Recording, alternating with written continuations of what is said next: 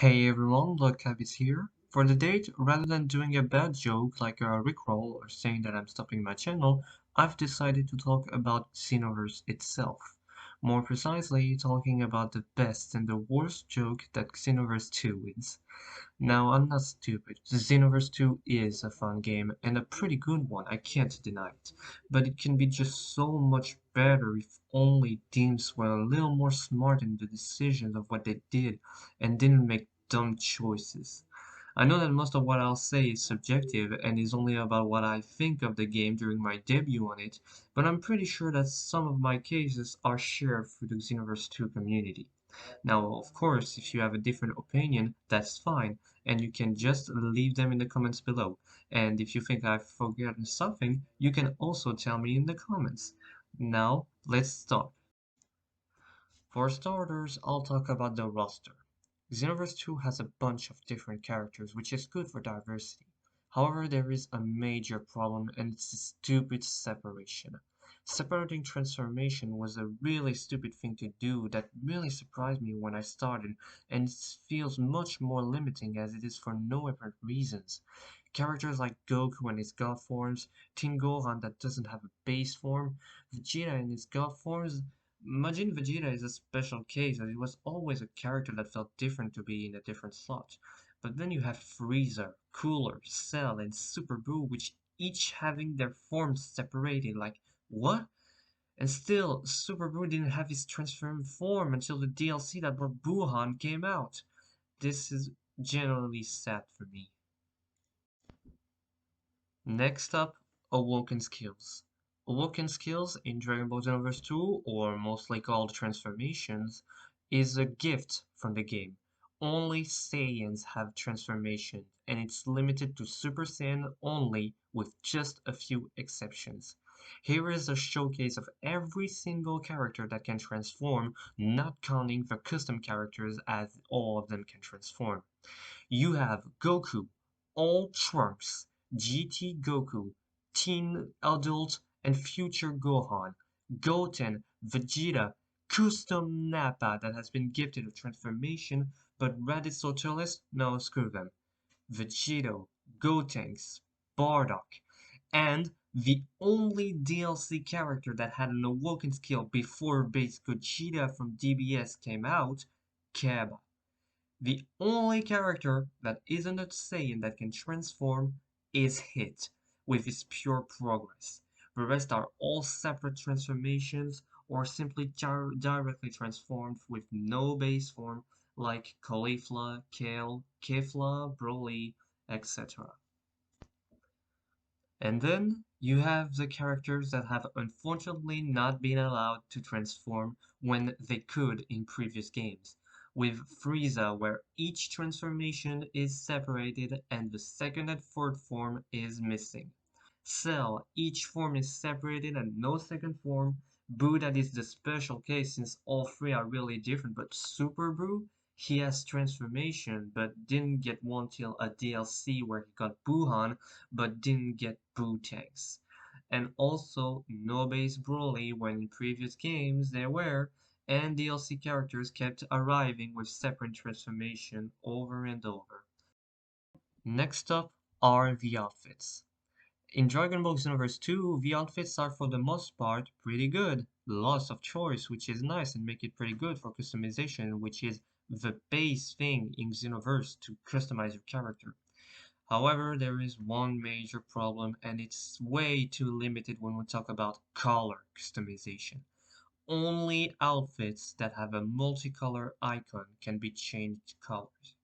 All the others are forced to stay the color they are.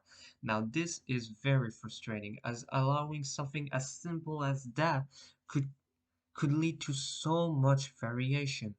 But unfortunately, no, we cannot, and that makes me personally sad.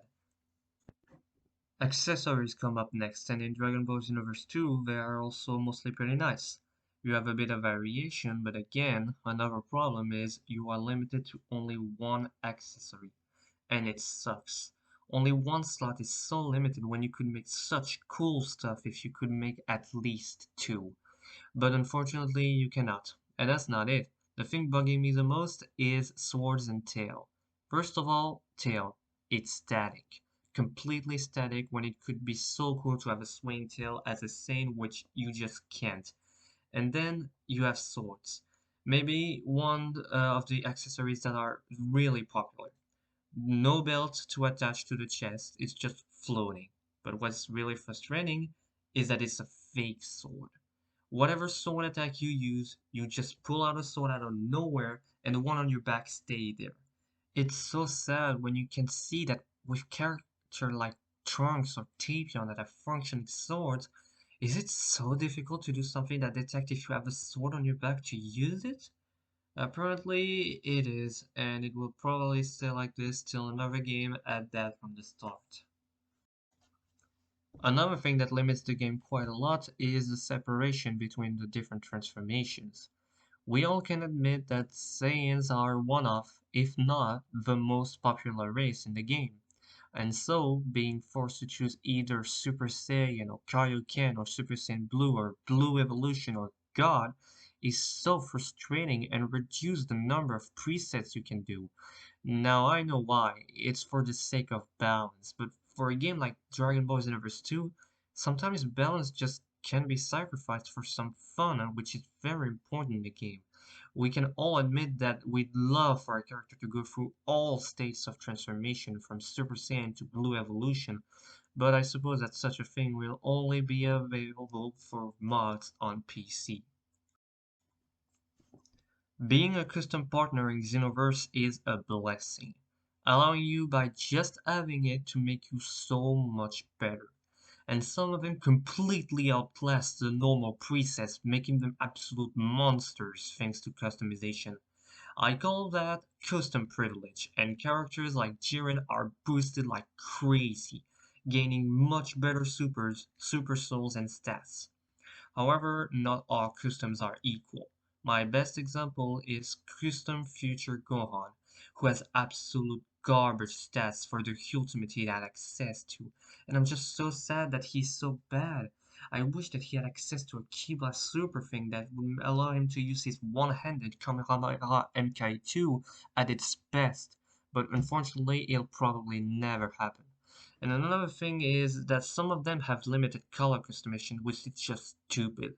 Like, why can't I change the color of Vegeta's swimsuit? Why can't I change Android 16's gloves and boots color, making him ugly as hell if I try to change anything because it doesn't match? Like, please fix this, it's not that hard. Another thing that you may not know is the difference in stats between PvP or infinite battles and parallel quest and ranked battles. Take a look at this. These characters have normal stats at their best, all good. But also take a look at Caulifla and Kill. I'm doing this after the patch that drastically changed their stats, making them much better, but imagine that before they had statistics similar to Topo, with high ki and Kiba super with low stamina and strikes. And now take a look at this. The stats are reduced. They are weaker than normal and this for no reason. The drastic difference are with Cyberman and with Hercule, which stats are now ridiculous.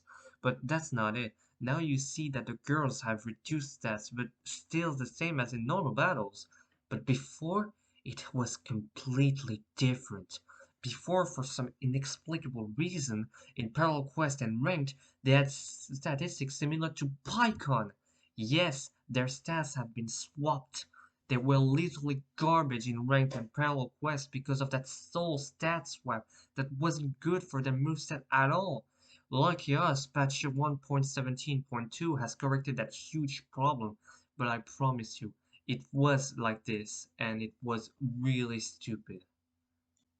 This mostly forces you to play with either your CAC or your custom partners, as with this, you'll be certain that you'll play with defined stats at their best as they will not be nerfed. But then, this greatly limits you in the characters you can pick when you want to fight, as if you pick weaker characters, you'll be at a disadvantage. And lastly, for today, let me talk about Super Baby Vegeta. It's a character mostly liked by fans as he's a good villain for Dragon Ball GT, but this is ridiculous. Here is parallel quest number 92 where you face Great Ape Baby Vegeta. But Baby Vegeta as a playable character? He appeared only as a DLC character. Yes, they put the ultimate form of a character in the game without making him actually playable in the first place.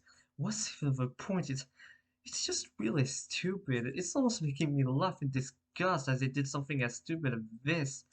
But anyway, I'm going too far. You can just see that here they did again something very stupid for the game. And here it is, the end of my monologue about Dragon Ball Xenoverse 2. Yeah, I know it mostly sounded like a guy raging over a game, but I just thought that it could be good to talk about it at that moment, because all this is just stupid to me. It felt good to be like an April joke. Even after all I said, I still can't deny that Xenoverse is a good game. It has missed some great occasions and could be better, but at least it's playable and for the most part fun, which is what we ask from a game. I hope you enjoyed this video, and if you have something to say, put it in the comments below.